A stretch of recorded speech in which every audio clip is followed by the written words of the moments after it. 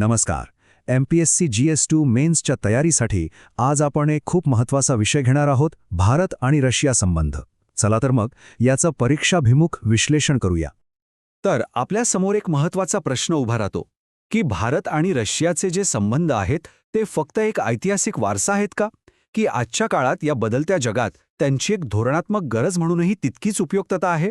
याच प्रश्नाचं उत्तर आपण आज शोधणार आहोत. आपल्या या चर्चेची रचना आपण 4 टप्प्यांमध्ये केली आहे. सगळ्यात आधी परीक्षेसाठी हा विषय का महत्त्वाचा आहे ते पाहू. मग या संबंधांचा पाया काय आहे ते समजून घेऊ. त्यानंतर सध्याची परिस्थिती आणि आव्हानं कोणती आहेत यावर नजर टाकू आणि शेवटी MPSC मेन्समध्ये एक प्रभावी उत्तर कसं लिहायचं यावर लक्ष केंद्रित करू. MPSC सामान्य अध्ययन पेपर 2 म्हणजे GS2 मधला भारताचे परराष्ट्र धोरण आणि भारताचे द्विपक्षीय संबंध हा जो भाग आहे, त्यासाठी भारत-रशिया संबंध हा विषय खूप महत्त्वाचा आहे. यावर हमखास प्रश्न विचारले जातात, कधी थेट तर कधी विश्लेषणात्मक. इथे एक गोष्ट नेहमी लक्षात ठेवा, परीक्षेमध्ये नुसते फॅक्ट्स लिहून चालणार नाही. परीक्षकांना काय अपेक्षित आहे तर विषयाचं आपलं सखोल आकलन आणि एक संतुलित उत्तर. म्हणजे काय तर दोन्ही बाजूंचे मुद्दे, आव्हानं काय आहेत, संधी काय आहेत, या सगळ्याचं एक वस्तुनिष्ठ विवेचन आपल्या उत्तरात दिसलं पाहिजे. चला आता या संबंधांच्या मूळ गाभ्याकडे येऊया.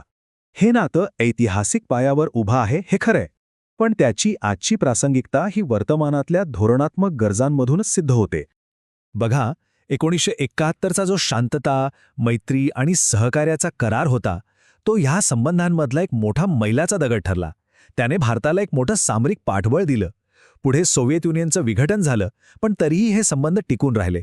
आणि 2000 सालांपासून तर वार्षिक शिखर परिषदा सुरू झाल्या, ज्यामुळे या नात्याला एक नियमित आणि संस्थात्मक स्वरूप मिळालं. यामुळेच या मैत्रीला वेळेच्या कसोटीवर सिद्ध झालेली मैत्री म्हणजेच टाइम टेस्टेड फ्रेंडशिप असं म्हटलं जातं. बरं, आता ह्या तक्त्याकडे बघा. सहकार्याची मुख्य क्षेत्र कोणती आहेत? सगळ्यात पहिलं आणि महत्त्वाचं म्हणजे संरक्षण. तर ह्या संबंधांचा पारंपरिक आधारस्तंभ आहे, नाही का? S-400 सिस्टम असेल, ब्रह्मोस मिसाईल, INS विक्रमादित्य, ही सगळी त्याची उत्तम उदाहरणं आहेत. पण आता फक्त संरक्षण नाही तर ऊर्जा क्षेत्रही तितकंच महत्त्वाचं बनत चाललंय. अणुऊर्जा असो किंवा वाढती तेल आयात, आणि हो, ब्रिक्स आणि SCO सारख्या आंतरराष्ट्रीय मंचांवरचा समन्वय तर आहेच. आणि हे नातं फक्त संरक्षण आणि अर्थव्यवस्थेपर्यंत थांबत नाही. 1975 मध्ये आर्यभट्ट उपग्रहासाठी मदत करण्यापासून ते आताच्या गगनयान मोहिमेपर्यंत अवकाश सहकार्य सुरूच आहे. अणुऊर्जेचा शांततापूर्ण वापर आणि खोलवर रुजलेले सांस्कृतिक संबंध या सगळ्यामुळे या भागीदारीला एक बहुआयामी स्वरूप मिळतं.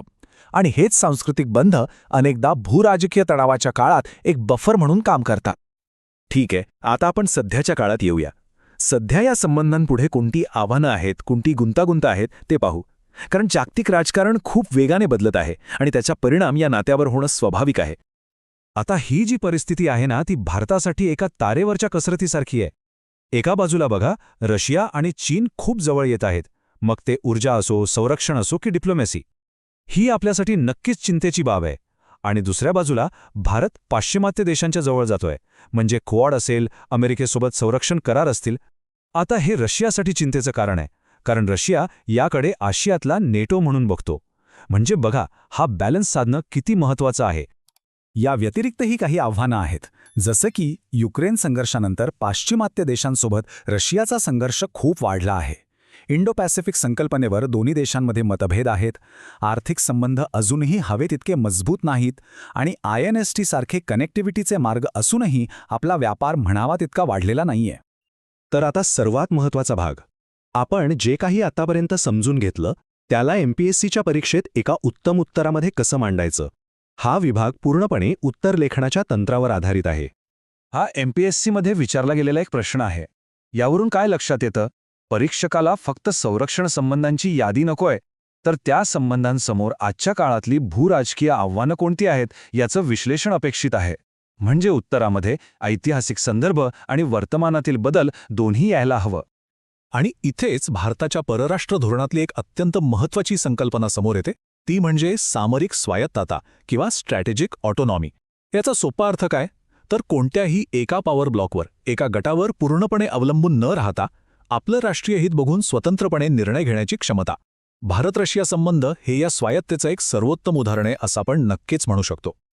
आपल्या उत्तरांमध्ये धोरणात्मक भागीदारी, बहुध्रुवीय जागतिक व्यवस्था आणि वेळेच्या कसोटीवर सिद्ध झालेली मैत्री यांसारख्या कीवर्ड्सचा प्रभावीपणे वापर करा. यामुळे विषयावरची आपली पकड दिसून येते आणि उत्तराला एक वजन प्राप्त होतं. उत्तराचा समारोप करताना एक सकारात्मक आणि भविष्यवेधी दृष्टिकोन मांडणं खूप गरजेचं आहे. म्हणजे फक्त संरक्षणावर अवलंबून न राहता आर्थिक, तंत्रज्ञान आणि कनेक्टिव्हिटीमध्ये सहकार्य कसं वाढवता येईल हे सांगा. त्याचबरोबर जे काही मतभेद आहेत त्यांचं प्रभावी राजनैतिक व्यवस्थापन कसं करता येईल यावरही भर द्या. आणि जाता जाता तुमच्यासाठी एक विचार करायला लावणारा प्रश्न. आजच्या बदलत्या जगात भारताने रशियासोबतच्या पारंपरिक संबंधांमधलं सातत्य टिकवून ठेवताना नव्या जागतिक समीकरणांनुसार आवश्यक बदल कसे घडवून आणावेत, या दोन्हींचा समतोल कसा साधायचा, हा भारतीय परराष्ट्र धोरणापुढील एक मोठा प्रश्न आहे. तर मग या सगळ्या चर्चेचा निष्कर्ष काय? बघा, आव्हानं नक्कीच आहेत. जागतिक समीकरणं रोज बदलत आहेत. पण या सगळ्याच्या पलीकडे जाऊन एक गोष्ट स्पष्ट आहे. रशियासोबतचे जे आपले संबंध आहेत ते या बहुध्रुवीय जगात भारताची स्ट्रॅटेजिक ऑटोनॉमी म्हणजेच सामरिक स्वायत्तता टिकवून ठेवणारा एक अतिशय महत्त्वाचा, एक अविभाज्य आधारस्तंभ आहेत. आणि हेच आपल्याला लक्षात ठेवायचं आहे. राज्यसेवा प्रिपरेशन करताय? आन्सर स्कोअर करायचे आहेत का? तर आमच्यासोबत जुडा आणि MPSC फोकस्ड व्हिडिओजसाठी चॅनलला लाईक, शेअर आणि सबस्क्राईब करायला विसरू नका.